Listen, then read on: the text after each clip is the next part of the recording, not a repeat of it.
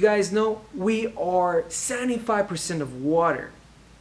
And we all know how important water is.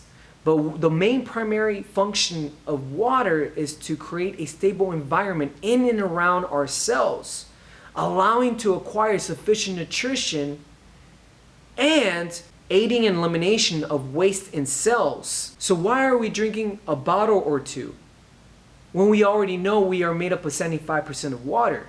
My own mom, my sister, my uncle, including few of my clients, aren't drinking enough water. And on top of that, you're adding caffeine, which you all know dehydrates you.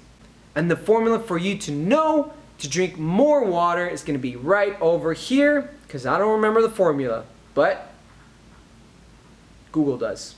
So my question to you is, what are you really saying? Water has emotions. Anything you do around here creates emotions. You create a negative emotion like, ew, water, that's disgusting.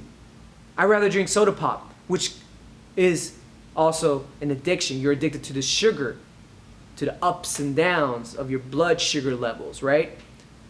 And as you know, the body actually metabolized the flavored drinks into food. Nothing can replace water like water.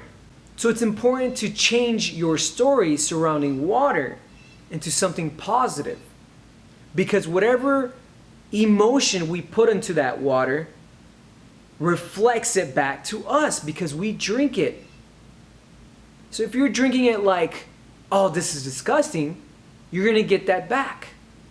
There's a man named Harold Saxtenberg who created this experiment with psychological ill patients and regular people like you and I. He had them hold the mason jars for a couple of minutes, and then they had them grow plants using the same water they were holding on to.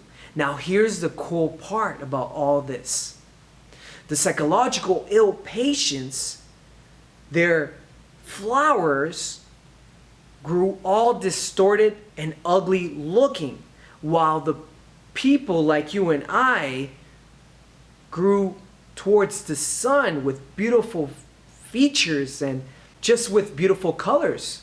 As you can see in this experiment, our thoughts, our touch, our emotions, our positive and negatives affects the water that we're drinking.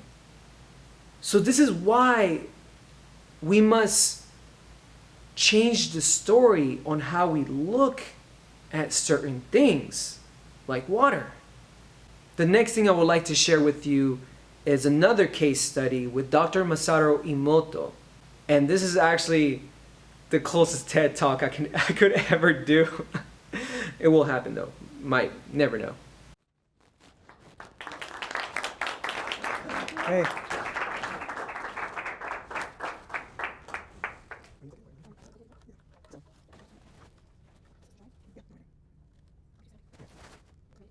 Alright guys, how's it going? So, the reason for this title, water is not just water. We take water for granted. We say that we don't live our bodies, only need water. We just more science. And I want to let you guys know it's essential for life, for animals, for the world. The world lives on water. We are 2/3 of water.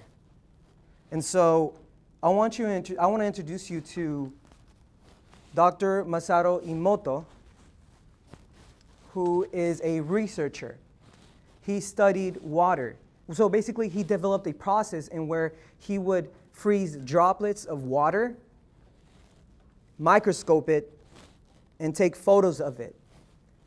And he wanted to find out what's the difference between spring water, clean spring water, and tap water.